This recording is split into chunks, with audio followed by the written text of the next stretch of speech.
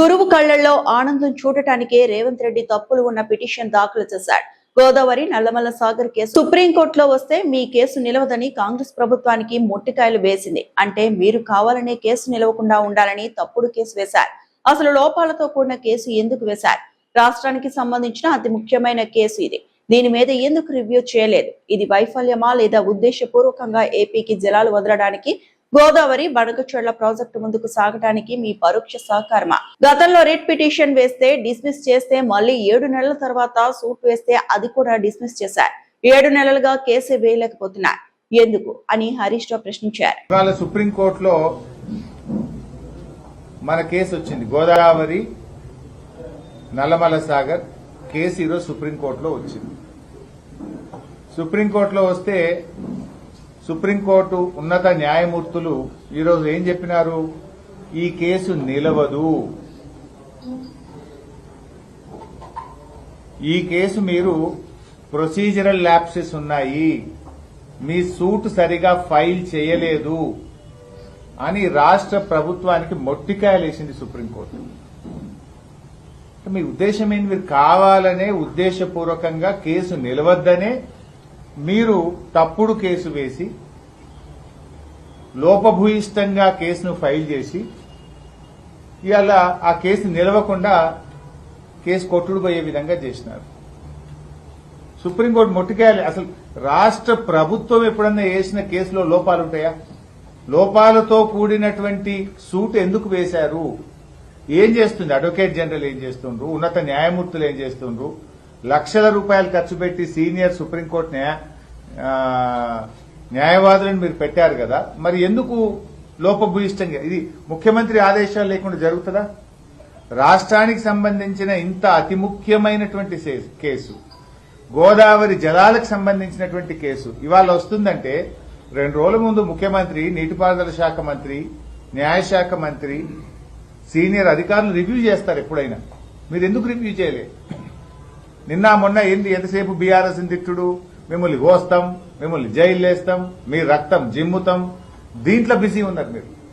రాష్ట్ర ప్రయోజనాలు కాపాడడంలో మీ వైఫల్యం కొట్టొచ్చినట్టు కనబడుతుంది.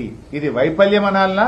ఇది ఉద్దేశపూర్వకంగా ఆంధ్రప్రదేశ్ కు జలాలు వదలడానికి, గోదావరి బనకచెర్ల ప్రాజెక్టు ముందుకు సాగడానికి మీ పరోక్ష సహకారం అనాలనా?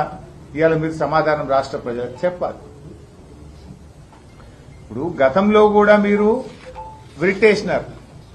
విరిటేస్తే సుప్రీంకోర్టు మొట్టికాయలేసి కొట్టేసింది. రిట్టు నిలవదు, రిట్టు వేయడం తప్పు అని సుప్రీంకోర్టు డిస్మిస్ చేసింది. రిట్టు డిస్మిస్ అయితే ఇప్పుడు సూట్ వేసింది, సూట్ కూడా డిస్మిస్ అయిపోయింది. 7 నెలలుగా ఏం తమాషాలు చేస్తున్నారు మీరు? ఈ విషయాన్ని బయటకు తెచ్చిందే బీఆర్ఎస్ పార్టీ.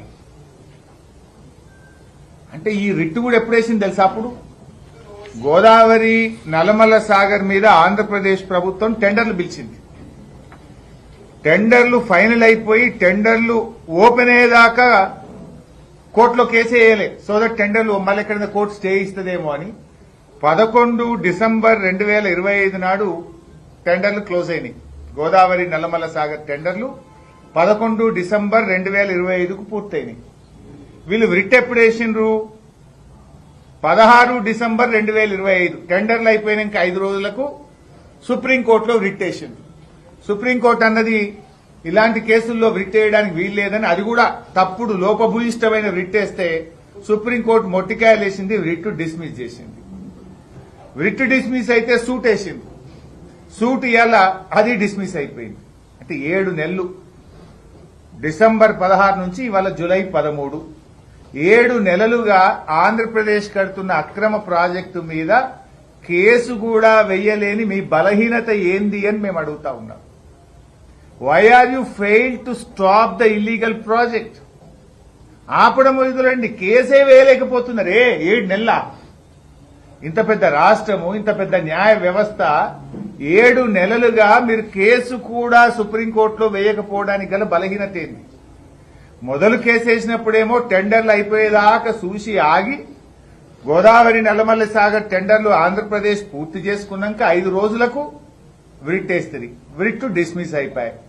సూట్ వేయడానికి మళ్ళీ 5 నెలలు తీసుకుంటుంది. ఆ సూటు ఇవాళ లోపభూయిష్టమైన సూటు తప్పుడుగా వేసిందని సుప్రీంకోర్టు ఉన్నత న్యాయమూర్తులు మొట్టికాయలేసి ఈ సూటు చెల్లది, ఇది ప్రొసీజర్ ఫాలో కాలేదు, ఈ సూటును డిస్మిస్ చేస్తున్నామని ఎత్తి అవతల పడేసింది. ఏం చేస్తున్నట్టు? ఇది చంద్రబాబుతో రేవంత్ రెడ్డి కుమ్మక్కుకు ఇంతకంటే సాక్ష్యం ఏం కావాలి? ఆయన గురువు గారి కళ్ళల్లో ఆనందం చూడడానికి ఇవాళ తెలంగాణ ప్రయోజనాలు రేవంత్ రెడ్డి దెబ్బతీస్తున్నారనడానికి ఇవాళ సుప్రీంకోర్టులో లోపభూయిష్టమైన కేసు వేసి దాన్ని డిస్మిస్ అవడమే ఒక బలమైనటువంటి సాక్ష్యం. మరిన్ని అప్డేట్స్ కోసం మా ఛానల్ ని సబ్స్క్రైబ్ చేయండి.